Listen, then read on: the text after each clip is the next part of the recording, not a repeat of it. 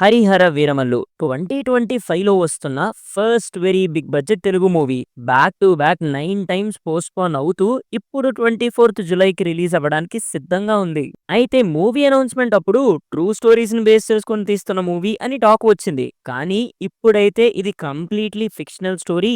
కేవలం రియల్ లైఫ్‌లో ఉండే కొన్ని క్యారెక్టర్స్‌ని రిఫరెన్స్‌గా యూజ్ చేసి తీస్తున్నాం అని ప్రొడ్యూసర్ ఏఎం రత్నం గారు కన్ఫర్మ్ చేశారు. సరే ఈ సోదంతా మాకెందుకంటారా? ఏం లేదు. ఏఐని అడిగి సరదాగా మూవీ స్టోరీ గెస్ చేయమని అడిగా.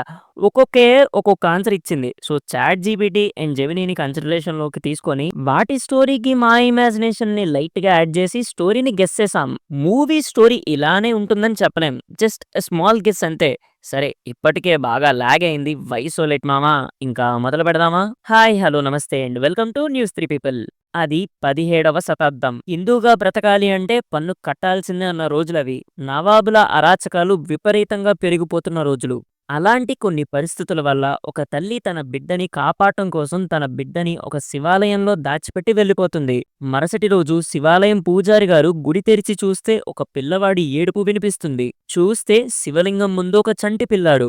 మహాశివుడు ప్రసాదమని భావించిన పూజారి ఆ పిల్లవాణ్ణి పెంచి పెద్ద చేయడం మొదలు పెడతాడు. అతనికి వీరమల్లు అని నామకరణం చేస్తాడు. ఎదుగుతున్న ఆ పిల్లాడిని ధర్మ మార్గంలో ఉండేలా నడిపిస్తూ యుద్ధ విద్యల్లో కూడా నైపుణ్యుని చేస్తారు. అయితే రోజులు మారే కొద్దీ నవాబుల అరాచకాలు మితిమీరుతూనే ఉంటాయి. ప్రజల్ని బానిసలుగా మార్చడం, ఎక్కువ మొత్తంలో పన్ను వసూలు చేయడం ఇలా ఇబ్బందులు పెడుతూనే ఉంటారు. ఇంకా ఆ అరాచకాలు చూస్తున్న వీరమల్లు ఇంకా రివాల్ట్ అవ్వడం స్టార్ట్ చేస్తాడు.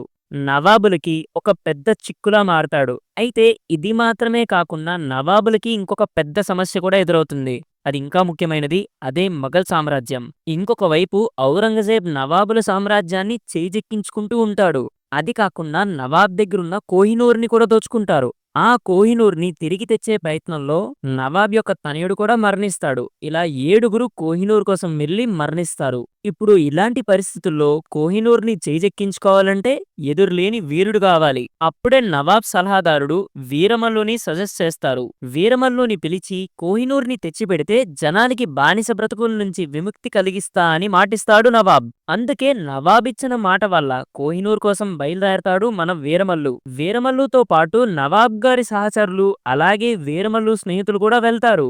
అయితే అడవి మధ్యలో కొన్ని క్రూర మృగాల వల్ల సమస్యలు కూడా ఎదుర్కొంటారు. అయితే చివరిగా వీరమల్లు వాళ్ళు మొఘల్ సామ్రాజ్యం అండర్లో ఉన్న ఢిల్లీకి చేరుకుంటారు.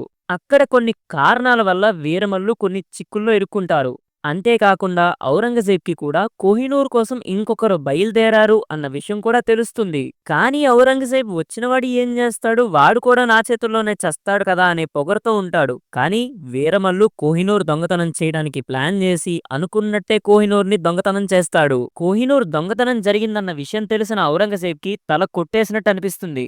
కోహినూర్ దరిదాపుల్లో కూడా ఎవరిని రానివ్వలేదు. కానీ ఇప్పుడు ఏకంగా దొంగతనం చేశాడు. అందుకే ఇంకా యుద్ధానికి సిద్ధమవుతాడు ఔరంగజేబ్. ఇటువైపు చూస్తే నవాబ్ వీరమల్లుకిచ్చిన మాట తప్పి వీరమల్లుకి వెన్నుపోటు పొడుస్తాడు. ఒకవైపు నమ్ముకున్న జనానికి న్యాయం చెయ్యలేక వెన్నుపోటుకి గురి అయిన వీరమల్లు, ఇంకొక వైపు తన కోసం అలాగే హిందువుల్ని తన చెప్పు చేతుల్లో పెట్టుకోవాలనొస్తున్న ఔరంగజేబ్. అందుకే ముందుగా వస్తున్న మొఘల్ ముప్పుని తొలగించాలి అని వీరమల్లునే ఒక యుద్ధంలో దూసుకువస్తున్నాడు. ఇప్పుడు ఔరంగజేబ్ని వీరమల్లు ఎలా ఎదిరిస్తాడు? నవాబ్కి ఎలా బుద్ధి చెప్పి తన ప్రజల్ని బానిసత్వం నుంచి ఎలా విడిపిస్తాడు?